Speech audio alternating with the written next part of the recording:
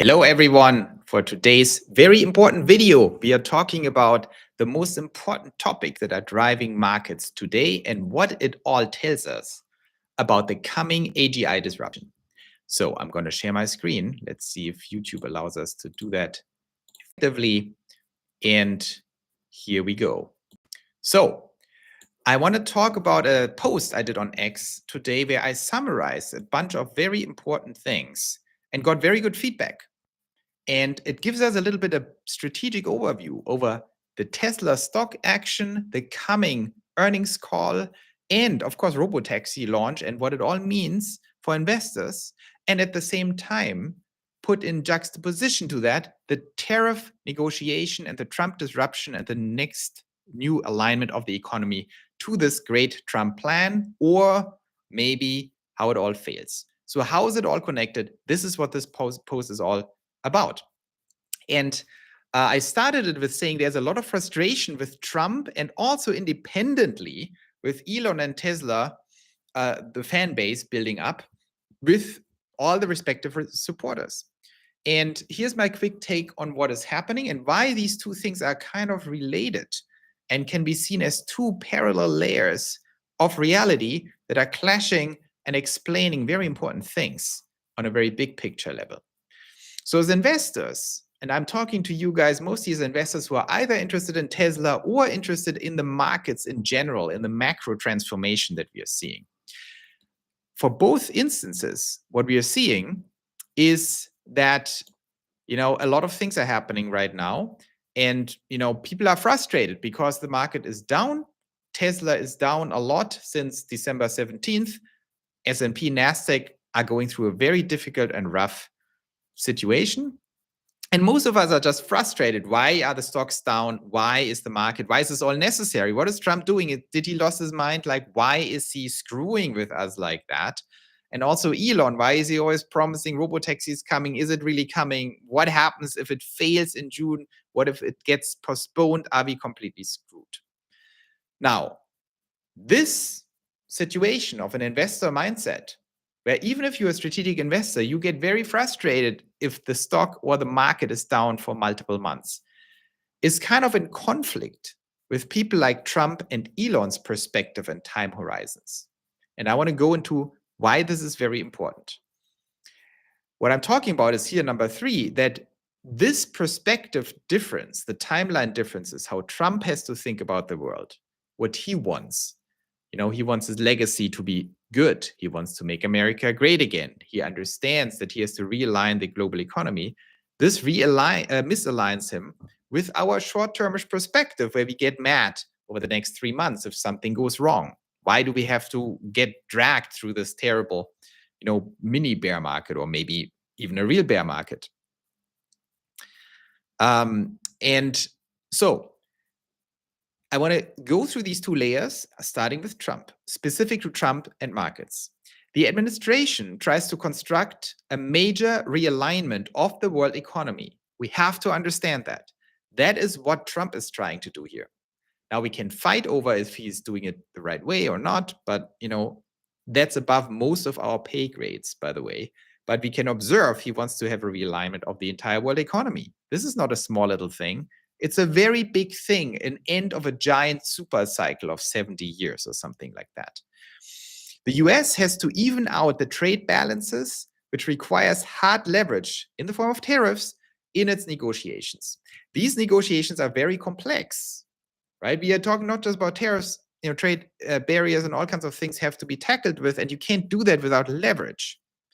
Ultimately, the world has little choice but to align to US interests as long as the US stays reasonable in its demands.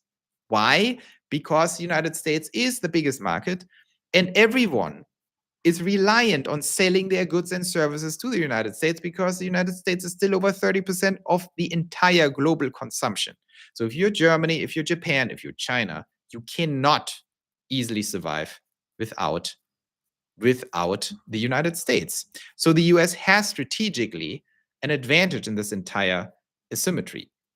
So the one exception, and everyone can win in this, by the way. Everyone can win in this with the exception, in my opinion, of China, because China has taken advantage of a lot of people, but also the United States, and is positioned in a way where I would say economically they can't both win. China is intended to lose here.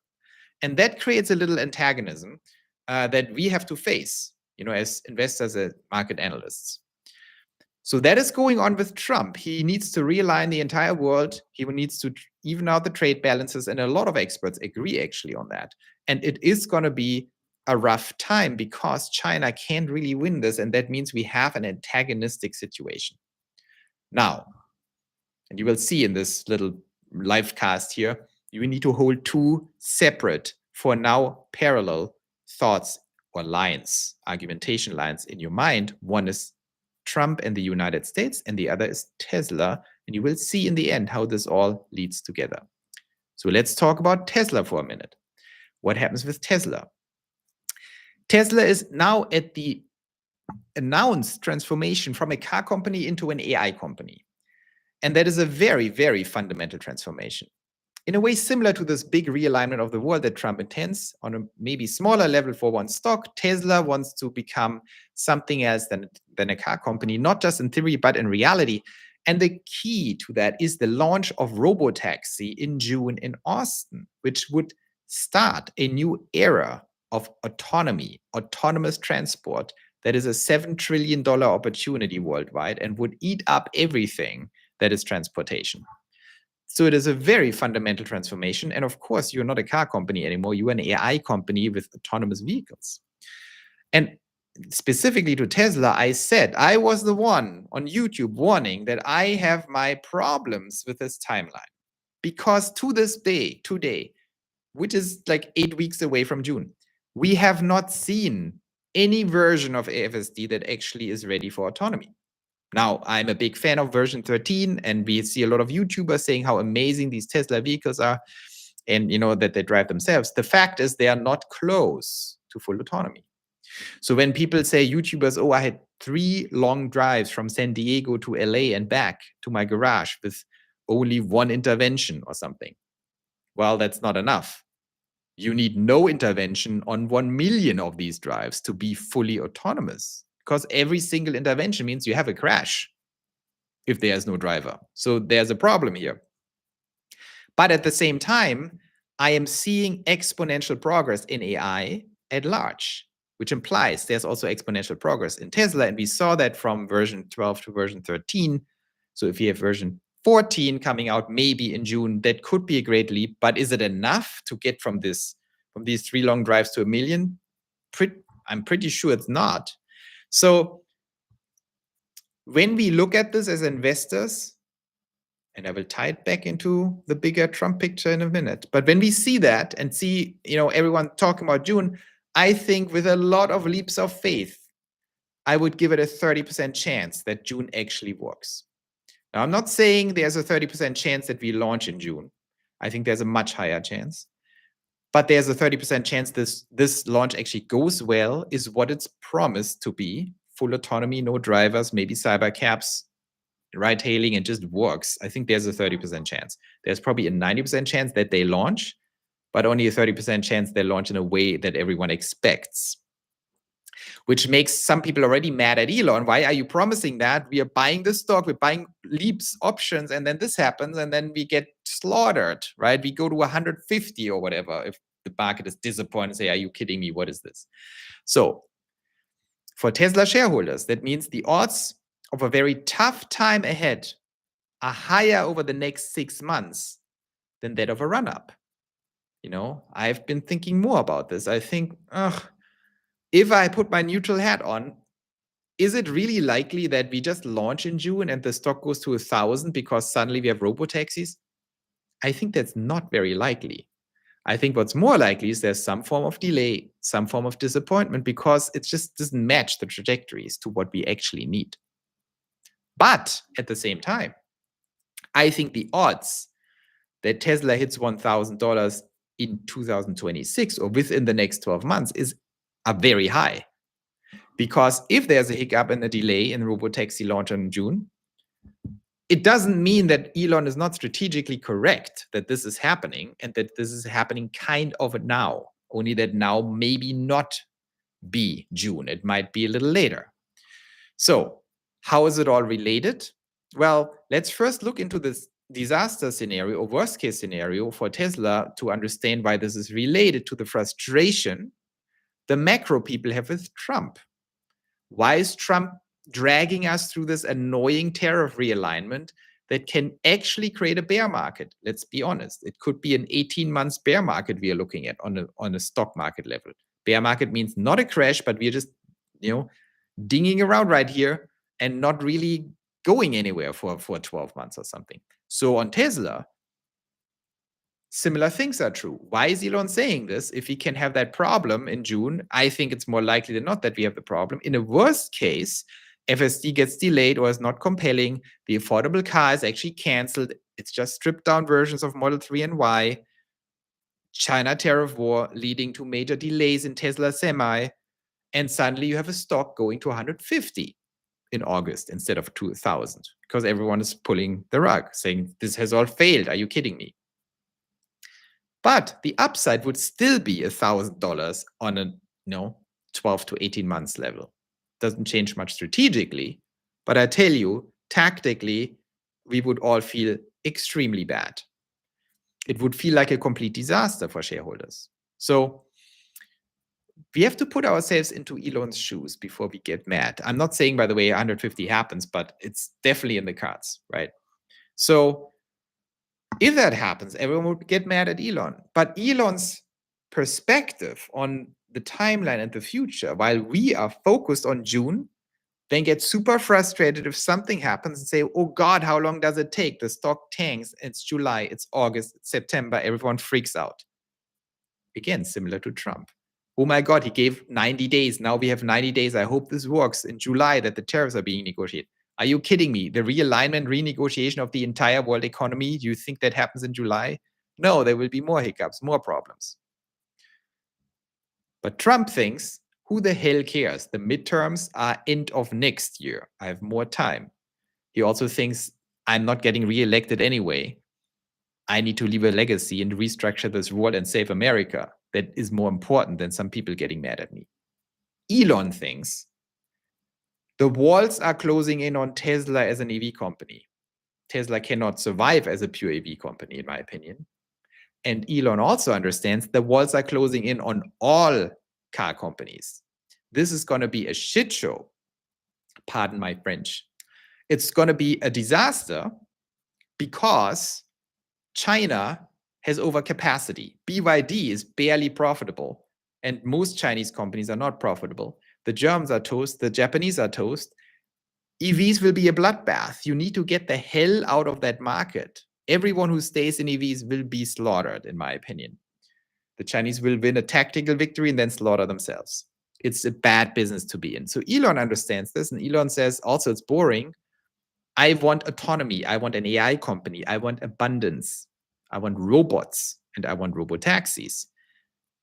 This is a very, very strategic move by Tesla. And for Elon to cancel the affordable car, for example, and say, I want to bet everything on robotaxi. Why? Because he thinks if we look back in 2030 or 28, 29, 28, 27, onto this period, do I rather have 100% focus of my company into making that important strategic move? Or do I want to dabble around in some dying, stupid market and diverge energies from AI and focus? And of course, he doesn't want that. Same with Trump. Do I want to dabble around with a little tariff here and there? Or do I want to rip off the Band-Aid and reset the world fast in the beginning of my administration because I need to get done by end of 2026, ideally by beginning of 2026?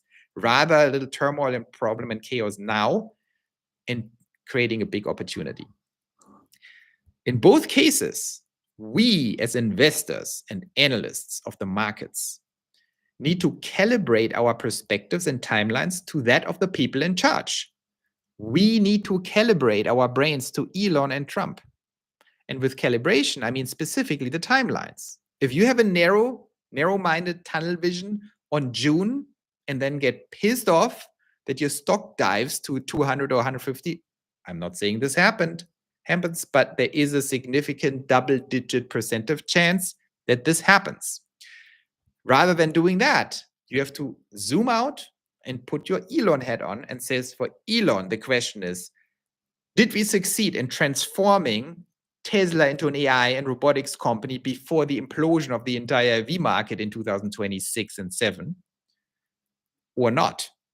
So for him, it doesn't matter. June, July, August, September, October, December, it doesn't matter. All energies into the transformation, do it as quickly as possible. And I agree with Elon that now is the time to do it. But the point in time is not June. The point in time is June 2025 to June 2026. That's a point. A point are 12 months. A point is not 1 month. That's what I mean with recalibration and calibrating your mind to that of Trump for macro or Elon for Tesla specifically. And then things make more sense. So for Elon and Tesla, if we do that calibration, I see zero indication that we are off track strategically. In other words, I am 100% confident that we will have autonomous vehicles within the next 12 to 15 months. It could happen in June. It's a distribution, a probability distribution. I would say there's a 30% chance it actually happens in June, July, August.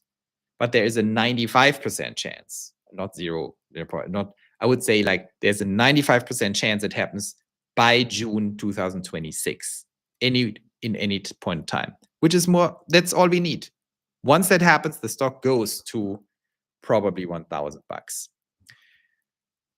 We just have to be prepared. There might be some blood in the streets before. With Trump, I'm a little less confident because what Trump is trying to do is way more dangerous and complicated than what Elon does, and he has much less control over it. But the odds are on his side. With Trump, we are witnessing a vast geostrategic and historic game that he's playing. The big picture is that the US holds most of the strategic cards in their hands. The world still heavily depends on its markets. Many countries outside China and the EU clearly prefer the US as their ally over China, especially in Northeast Asia.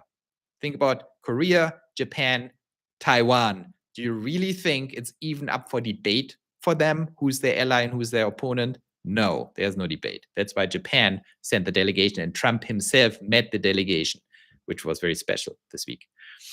The EU views China as a major economic threat. That's what a bunch of dummies don't understand on X that make comments here. The EU is in even a worse situation than the US with China. Germany gets destroyed by Chinese EVs if they enter the EU. So we have to understand there are no warm feelings between these two economically. But the EU culturally is also repulsed by Trump. So the EU is a little stuck in the middle and says, well, we kind of hate Trump for cultural reasons, but we definitely see the Chinese as a huge problem. So now they have to figure out what to do. And I think in the end, economically, they should align with, they're very likely to align with the US. China is by design intended to be the loser in this realignment, as explained before.